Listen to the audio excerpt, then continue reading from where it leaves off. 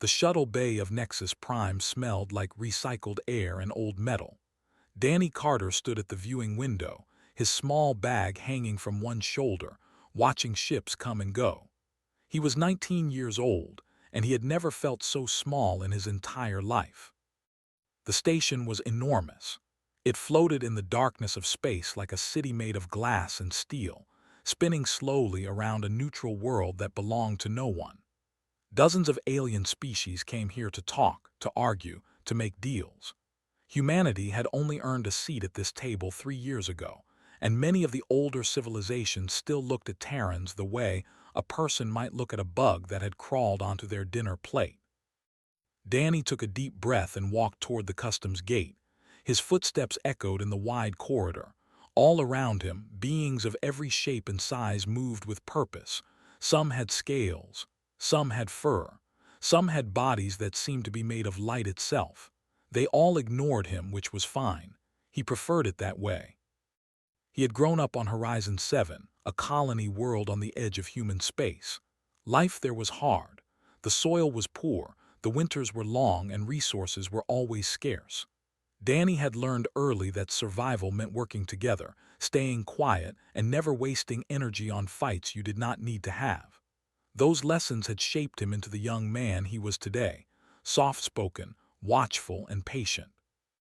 A woman was waiting for him beyond the customs gate.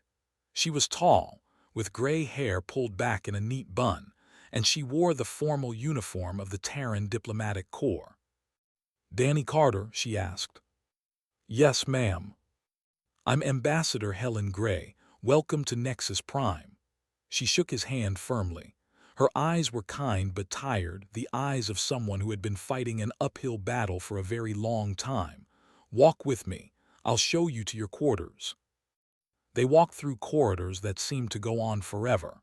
Ambassador Gray explained the basics: where to eat, where not to go, which species to be careful around, and which ones might actually be friendly if given the chance. "There's a reception tonight," she said. "All the delegations will be there. I want you to attend." Danny nodded. "Yes, ma'am." "Danny," she stopped walking and looked at him directly. "I chose you for this posting because your file says you're calm under pressure, that you think before you act. I need that here. The political situation is not good for humanity right now. There are powerful people on this station who want to see us fail. Do you understand?"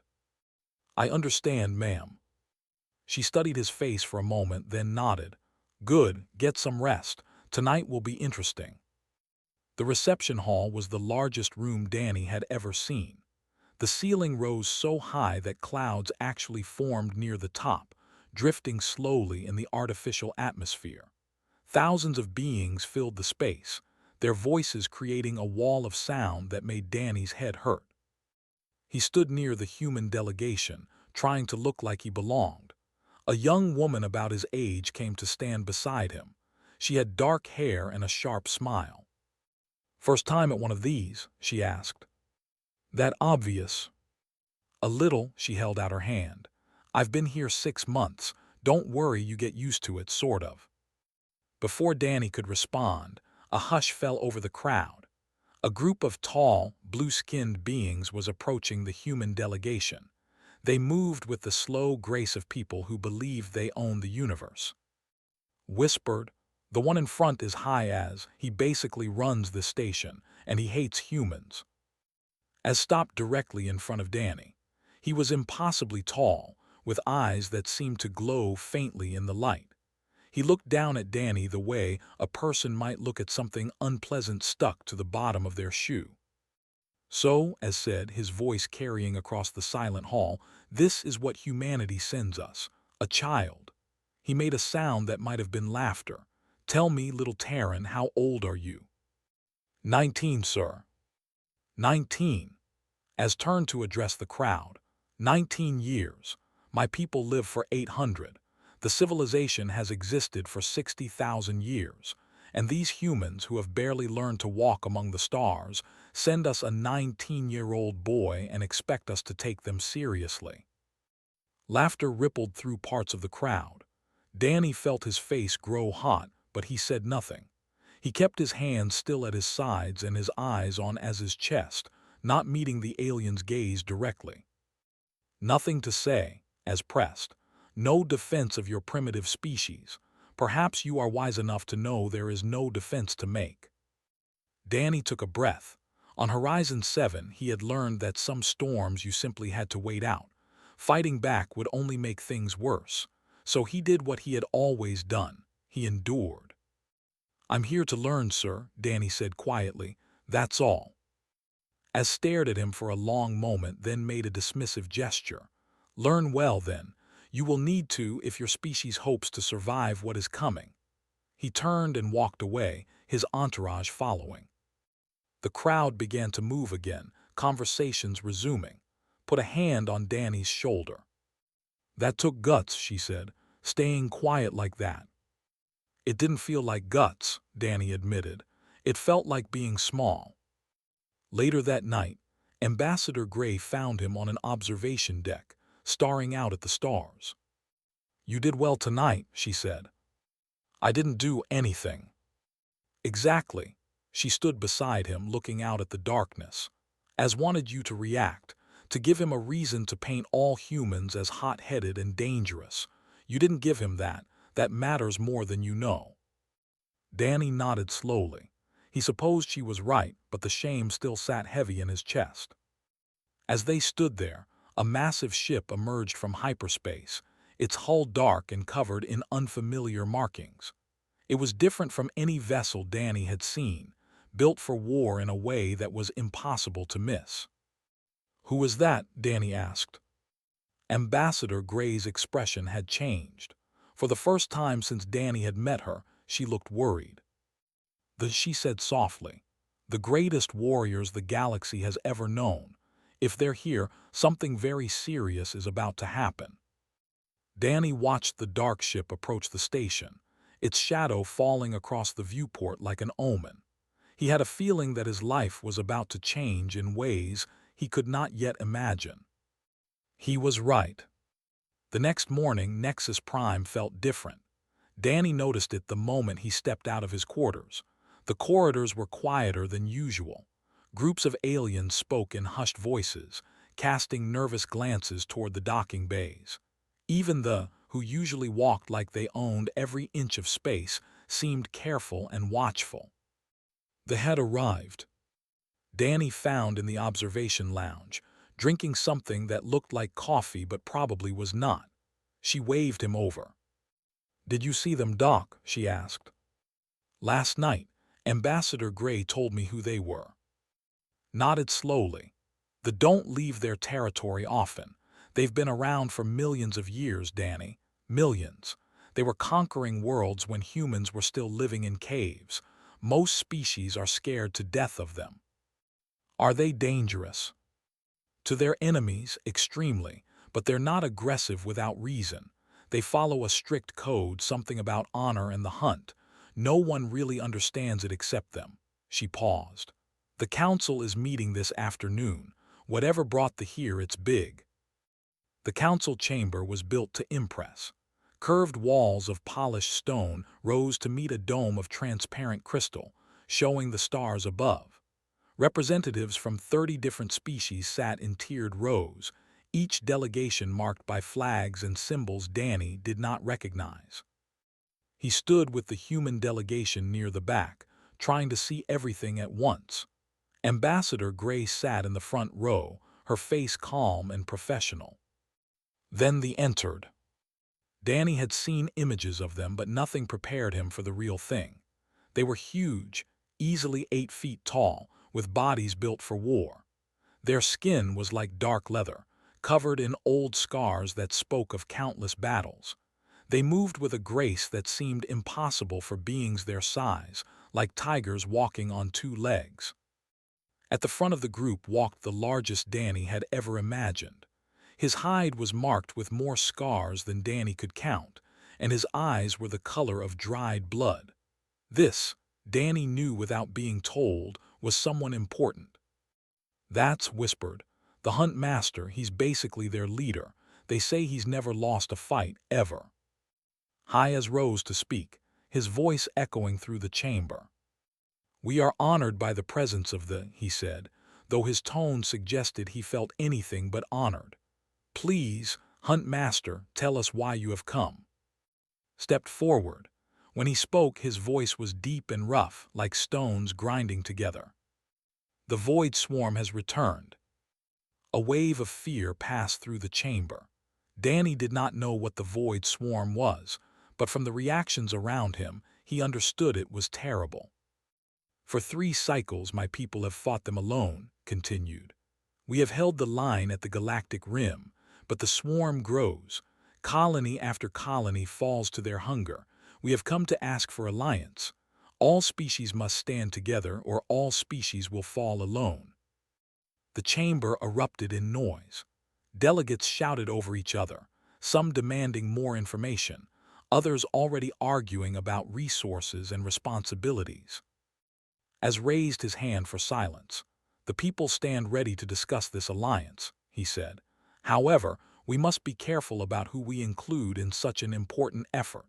His eyes moved to the human delegation. "Some species may not be ready for such responsibility. Humanity, for example, is young and untested. Perhaps they should focus on their own development rather than burdening a military coalition." Ambassador Gray stood. "With respect, humanity has proven its ability to defend itself. We ask for the same consideration given to any other species." "Consideration is earned," as replied smoothly, "not given." The debate continued, but Danny's attention had drifted elsewhere. He had noticed something strange, was watching him. Not Ambassador Gray, not any of the important diplomats. The great Hunt Master of the was looking directly at Danny. Their eyes met for just a moment. Danny expected to see contempt or dismissal, the same look he had received from Az. But its expression was different. It was curious, almost thoughtful, like a predator studying prey that had done something unexpected. Danny quickly looked away, his heart beating fast. During a break in the session, Danny stepped out into the corridor for air. The station suddenly felt too crowded, too full of powerful beings making decisions about the fate of billions. He found a quiet corner and leaned against the wall, trying to slow his breathing. A commotion drew his attention. A small alien servant, one of the many workers who kept the station running, had tripped and fallen. The creature was struggling under the weight of a heavy tray, unable to get up. Delegates walked past without a glance, too important to notice such a small problem. Danny moved without thinking. He crossed the corridor, knelt down, and helped the servant up. The tray was heavier than it looked, but he managed to steady it until the worker could take the weight again. "Thank you," the servant said in a high, thin voice. "Thank you, kind one." "It's nothing," Danny said, and he meant it. "On Horizon 7, you helped your neighbors because someday you might need help yourself. It was not a great deed. It was simply what people did." When he stood up, he realized he was being watched again. Stood at the end of the corridor, his massive arms folded across his chest. The Hunt Master's eyes were narrow, his expression unreadable. Danny froze, unsure what to do. A moment passed, then another. Gave a single, slow nod. Then he turned and walked away, disappearing into the crowd. Danny stood there for a long time, wondering what that nod had meant. The council session resumed and the debate grew more heated. Az continued to argue against human participation, pointing to their short history, their limited resources, their lack of experience in galactic affairs. Some delegates agreed. Others remained silent, unwilling to commit either way. By the end of the day, nothing had been decided. Humanity's place in the coalition remained uncertain. That night, Danny stood at his window, looking out at the ship docked alongside the station. It was dark and silent, built for purposes he could not understand. He thought about Snod. He thought about Az's contempt. He thought about the Void Swarm, whatever that was, eating its way across the galaxy. And he thought about what it meant to be human in a universe that seemed determined to prove that humanity did not matter. Maybe, Danny thought, It was time to show them otherwise. He just did not know how yet. 3 days passed. The council continued to debate while the void swarm continued to spread. Tensions on the station grew worse with each passing hour. Species that had been neutral began to take sides, and the human delegation found itself increasingly isolated. Danny spent his time learning. He read everything he could find about the other species, about galactic history, about the threats they faced. He watched and listened, storing information the way his people had always stored food for the long winters on Horizon 7. One evening convinced him to visit the recreational observation deck. It was a large, open space with comfortable seating and windows that looked out on the stars. Different species gathered there to relax, to socialize, to escape the pressure of the endless political discussions. "You need a break," said as they found a quiet corner. "You've been reading reports for 3 days straight. Even robots need to rest." "I just want to understand," Danny said. "If I understand, maybe I can help." "You're a junior aide, Danny. Your job is to carry bags and take notes, not to solve galactic crises." Before Danny could answer, a shadow fell over them. 3 young aliens stood there blocking the light. They were tall and muscular with the same blue skin as Az, but younger and angrier. "Look," the tallest one said, his voice dripping with mockery. "The little Terran is trying to enjoy himself. Does it not know this deck is for civilized species?" Danny stood slowly, keeping his hands visible and relaxed. "We don't want any trouble." "Of course you don't," they laughed. "Your kind never does. Too weak to fight, too stupid to know when you don't belong." He looked at his companions. "Hayes says humans should prove their worth before joining the coalition. What do you think? Should we give this one a chance to prove itself?" The other 2 spread out, forming a half circle around Danny, and other beings in the observation deck began to notice. Some moved away. Some watched with interest. None moved to help. "Fight me?" the tall demanded. "Show us what humanity is made of, or are you just going to stand there like a frightened animal?" Danny took a breath. On Horizon 7, there had been people like this. Bullies who confused strength with cruelty, who thought power meant hurting those weaker than themselves. Danny had learned long ago that fighting such people only gave them what they wanted. "I won't fight you," Danny said quietly. The face twisted with contempt. "Then you will stand there and take what you deserve." The first blow caught Danny in the chest, knocking the wind out of him. He stumbled back but stayed on his feet. The second blow was to his shoulder, the third to his stomach. Each hit was hard enough to bruise, carefully measured to cause pain without leaving marks that might cause diplomatic problems. Danny did not fight back. He protected his head, kept his balance, and absorbed each blow without falling. Tried to intervene, but one of the other held her back. "Fight back," the tall shouted, frustration growing in his voice. "Are you really this pathetic? Strike me, do something." "No," Danny said. His voice was strained but steady. "I won't." More blows came. Danny's body ached, but he had endured worse on Horizon 7. He had worked 16-hour days in freezing temperatures. He had gone hungry so that children could eat. He had carried friends through snowstorms that would have killed weaker people. This was nothing. This was just pain. The crowd had grown larger. Dozens of beings now watched in silence, their expressions ranging from disgust to fascination. Some seemed disappointed that Danny would not fight. Others seemed confused by his refusal. Then a voice cut through the tension like a blade. "Enough." The froze. Everyone turned to see standing at the edge of the crowd, his massive arms folded across his chest. The Hunt Master's presence filled the space like a physical force, making even the tallest seem small.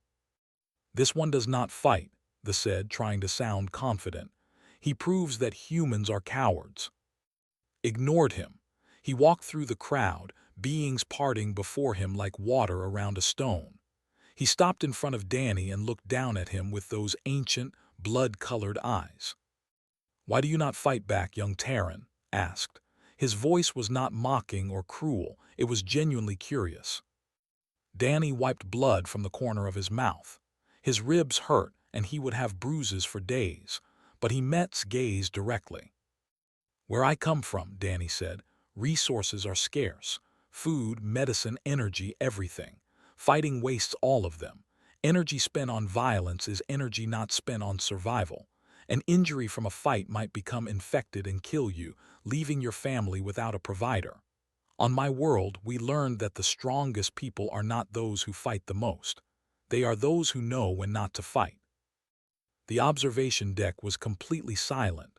Even the head stopped moving, caught off guard by the answer. Danny continued, "I could fight him. Maybe I would lose, maybe I would win. But what would it prove? That I can be baited into wasting my strength on someone who wants to hurt me. That I care more about pride than about doing what's right." He shook his head. "My grandfather used to say that the mountain does not bow to the wind, but neither does it fight it.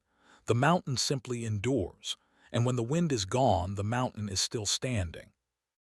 Was silent for a long moment. Then slowly, he did something that made the entire crowd gasp. He raised his massive right hand and touched his own forehead, then his chest, then extended his open palm toward Danny.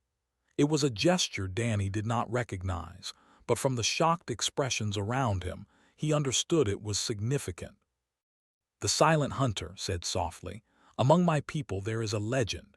The greatest hunter is not the one with the sharpest claws or the strongest arms. The greatest hunter is the one who chooses when to strike, who waits, who endures, who conserves their strength for the moment when it truly matters." He looked at Danny with new respect. "I have lived for 400 years. I have met warriors from 1,000 worlds. Very few have understood what you just said." The tall tried to speak. "Hunt Master, this human is weak. He refused to defend himself. Surely that is not strength." Turned his gaze on and the young alien flinched as if struck. "You beat an unarmed opponent who refused to fight back," said coldly. "You proved nothing except that you are capable of violence without purpose. That is not strength. That is not even hunting. That is just noise." He dismissed with a gesture. "Go, you bore me." The fled. The crowd began to disperse, whispers spreading like fire through dry grass. Looked at Danny one more time. "What is your name, young Terran?" "Danny Carter." "Danny Carter," repeated as if tasting the words. "I will remember that name. We will speak again." Then the Hunt Master turned and walked away, leaving Danny standing in the observation deck with a split lip, aching ribs, and the strange feeling that something important had just happened. Rushed to his side. "Danny, are you okay? We need to get you to medical." "I'm fine," Danny said, though he was not entirely sure that was true. "Did that just happen? Did the Hunt Master just defend me?" "He did more than that," said, her voice filled with wonder. "That gesture he made, I've read about it but never seen it. It's the highest honor it can give to someone outside their species." "What does it mean?" Looked at him with something close to awe. "It means he considers you worthy, not as an enemy, not as prey," she paused, "as a hunter." Danny touched his bruised face and looked out at the stars. He had come to this station as a nobody, a junior aide from a colony world that most of the galaxy had never heard of. And now, somehow, he had caught the attention of the most powerful warrior in known space. He had no idea what would happen next, but for the first time since arriving at Nexus Prime, Danny felt something other than small. He felt like maybe, just maybe, he mattered. The summons came the next morning. Danny was still sore from the beating, his ribs wrapped in bandages under his uniform. He had just finished breakfast when a warrior appeared at the human quarters. The alien was smaller than but still towered over every human present. "Danny Carter," the warrior said, "Hunt Master requests your presence." Ambassador Gray stepped forward, her expression concerned. "Is there a problem?" "No problem," the warrior replied. "The Hunt Master wishes to speak with the young one, alone." Danny looked at Ambassador Gray. She hesitated, then nodded slowly. "Be careful," she said quietly. "And Danny, whatever happens, remember that you represent all of us." "I understand, ma'am." The section of the station was different from anywhere else Danny had been. The corridors were wider, the ceilings higher, the lighting dimmer. Everything was built for beings much larger than humans, and Danny felt like a child walking through a world made for giants. The warrior led him to a large chamber with walls covered in strange symbols. Weapons hung in displays, each one clearly ancient and probably worth more than Danny's entire colony. At the center of the room, sat on a simple stone bench, looking out at the stars through a massive viewport. "Leave us," said to the warrior, who bowed and departed. Danny stood awkwardly, unsure whether to sit or remain standing. Solved the problem by gesturing to another bench across from his own. "Sit, Danny Carter, we have much to discuss." Danny sat. The stone was cold and hard, but he did not complain.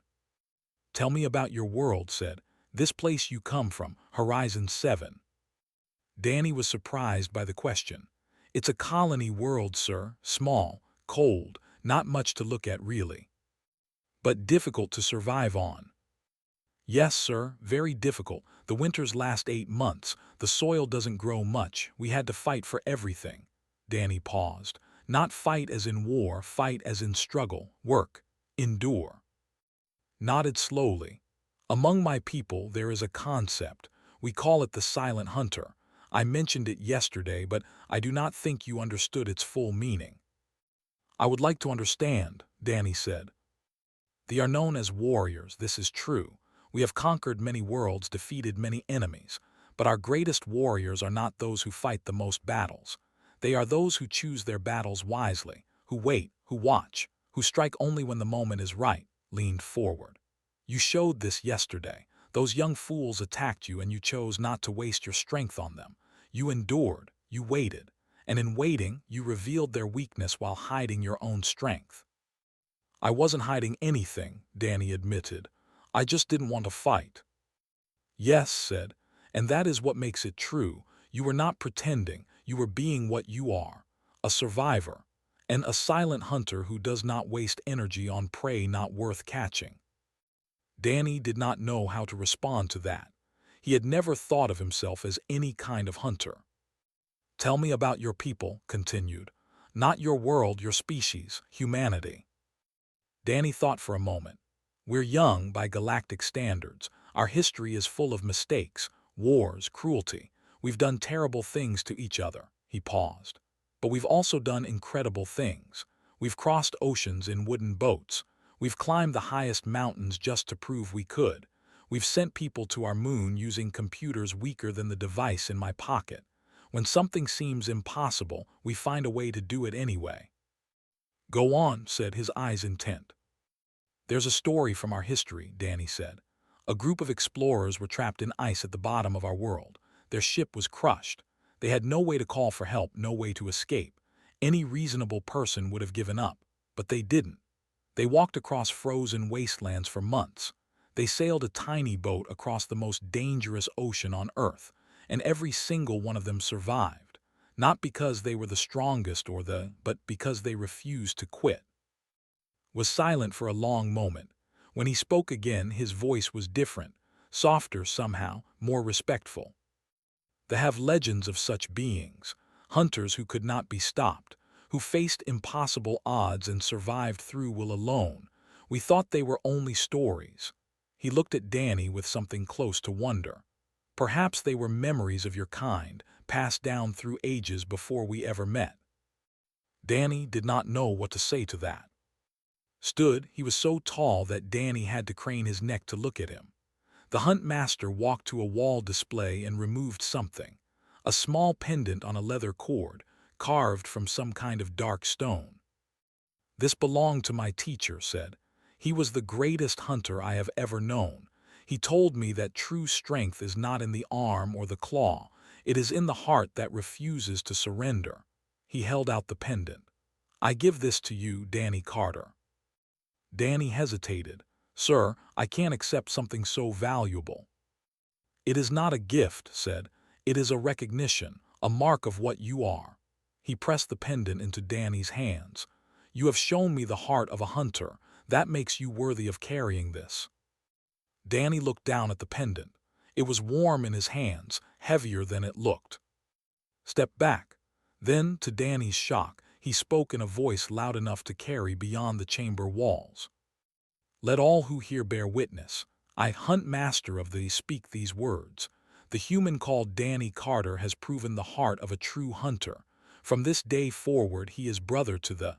His enemies are our enemies. His hunts are our hunts. This bond is sacred and eternal." The door opened, and Danny saw that a crowd had gathered outside. Warriors, human diplomats, and representatives from a dozen other species stood in the corridor, drawn by the ancient words. They stared at Danny with expressions ranging from disbelief to awe.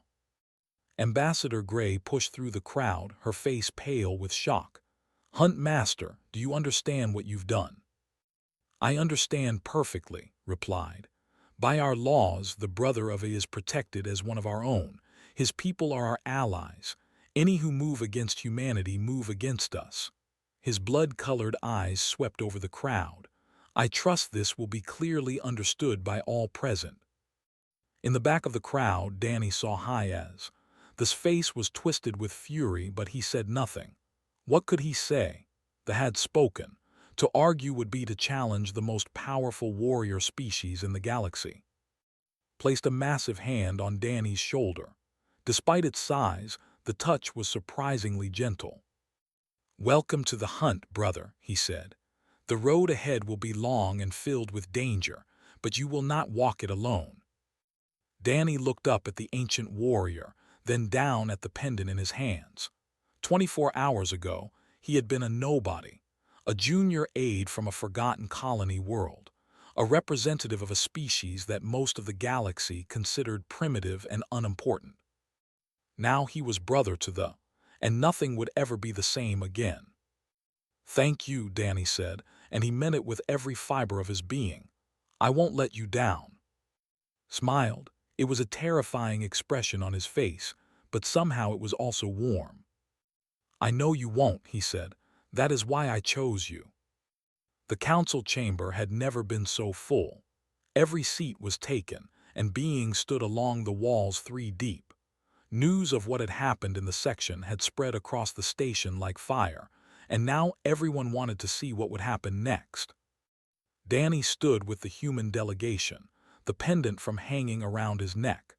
Beside him, Ambassador Gray kept glancing at the small stone carving as if she still could not believe it was real. "You've changed everything," she whispered. "Do you understand that?"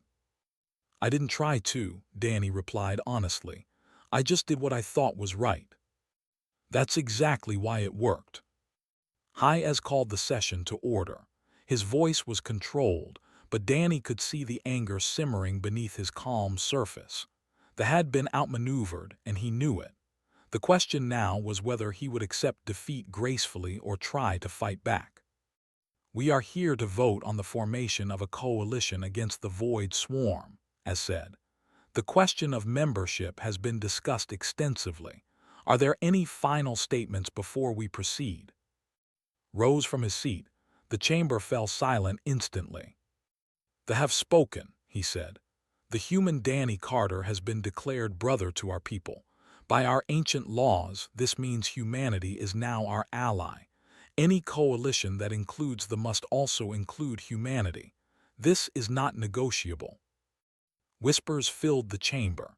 Species that had been uncertain suddenly began to recalculate their positions. They were the most powerful military force in the galaxy. No one wanted to oppose them, and no one wanted to be left out of an alliance they were part of. As his jaw tightened, "The Council respects the traditions of the," he said carefully. "However, the question remains whether humanity can meaningfully contribute to a military effort of this scale."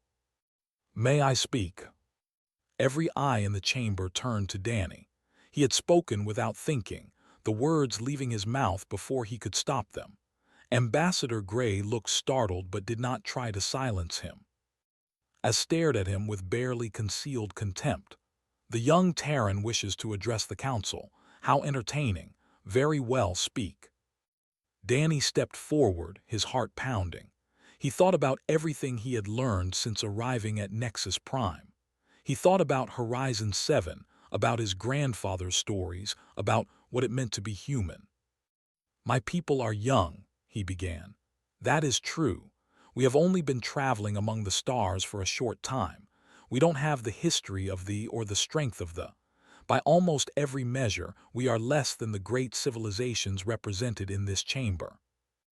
As smiled, the human admits his species' limitations. At least one of them has sense. But Danny continued, we have something that cannot be measured. We have survived. Not because we were the strongest or the fastest, but because we refused to give up. On my world, in my history, there are countless stories of humans facing impossible odds and finding a way through. We adapt. We endure. We keep going when logic says we should stop. The chamber was quiet now, listening. The Void Swarm is a threat to every species in this galaxy, Danny said. You need every ally you can get. Maybe humans can't match the firepower of the or the wisdom of the, but we can contribute something else. We can adapt to situations that would break other species. We can keep fighting when the battle seems lost. We can find solutions that no one else would think of because we're used to being the underdog. He looked directly at Az. You can exclude us from this coalition if you want, but when the swarm comes, and it will come, you might find yourself wishing you had one more species willing to stand beside you. One more group of fighters who don't know when to quit. Danny stepped back. His hands were shaking, but his voice had been steady. Spoke again. The young hunter speaks truth. I have seen many species face defeat. Most surrender when hope seems lost, but humans do not. They fight until they cannot fight anymore, and then they find a way to fight some more. This is not weakness. This is the greatest strength any warrior can possess. The vote was called. One by one, species declared their positions. The voted yes. The trapped by political reality voted yes. Others followed. When it was over, humanity had been accepted into the coalition by an overwhelming majority. After the session, Ambassador Gray found Danny on the observation deck. He was staring out at the stars, the pendant resting against his chest. You did something remarkable today, she said. I just told the truth. Sometimes that's the hardest thing to do. She stood beside him, looking out at the darkness. The Council has created a joint tactical committee to coordinate the response to the Void Swarm. They want you on it. Danny turned to look at her. Me, I'm just a junior aide. You were a junior aide, Ambassador Gray corrected. Now you're the brother of the Hunt Master and the human who convinced a galactic council to accept our species as equals. I think your job description has changed. Footsteps approached. Danny turned to see as walking toward them. This expression was unreadable. Young Terran, as said, I underestimated you. I underestimated your species. This is a mistake I do not often make, and I do not intend to make it again. Is that an apology? Danny asked. It is an acknowledgement, as replied. The Void Swarm is more dangerous than you know. The galaxy will need every defender it can find, including the stubborn, resilient, impossible humans. He paused. I am not your friend, Danny Carter, but I am no longer your enemy. Perhaps that is enough for now. He turned and walked away before Danny could respond. Later that evening, Danny stood on the same observation deck, watching the combined fleet assemble. Ships from dozens of species formed ranks in the darkness, preparing for the long journey to the galactic rim where the Void Swarm waited. Came to stand beside him. For a long moment, neither of them spoke. The hunt ahead will be long, finally said. Many will fall. The swarm does not tire, does not fear, does not negotiate. It only consumes. Are you asking if I'm scared? Danny said. No, replied. I already know you are. Only fools feel no fear. I am asking if your people are ready for what is coming. Danny looked out at the stars. He thought about Earth, about all the colony worlds where humans lived and worked and dreamed. He thought about the generations of people who had looked up at the night sky and wondered what was out there. He thought about his grandfather, who had taught him that the measure of a person was not how hard they could hit, but how much they could take and keep moving forward. "We've been ready since we first looked up at the stars," Danny said. "We just didn't know it yet." Made a sound that might have been a laugh. "Good answer, brother." He placed his massive hand on Danny's shoulder. "The galaxy is about to learn what happens when humans decide something matters enough to fight for. I think it will be educational for everyone." Danny smiled despite himself. A week ago, he had been a nobody from a forgotten colony, despised and dismissed by the powers of the galaxy. Now he stood as brother to the greatest warriors ever known, a voice in the councils that would decide the fate of trillions. It was strange how things worked out. "Thank you," Danny said quietly, "for seeing something in me that I didn't see in myself." Shook his massive head. "I only saw what was already there. You showed it to me." He looked out at the fleet, at the gathering forces of a dozen civilizations preparing to face an ancient evil. "Now show it to the rest of the galaxy." The ships began to move, forming into battle formations. Danny watched them go, his pendant warm against his chest, his heart full of a courage he had not known he possessed. "Then let us hunt together, brother," said, his ancient voice carrying across the quiet deck. "The stars await."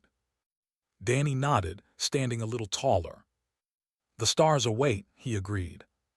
And together they walked toward whatever came next. The end.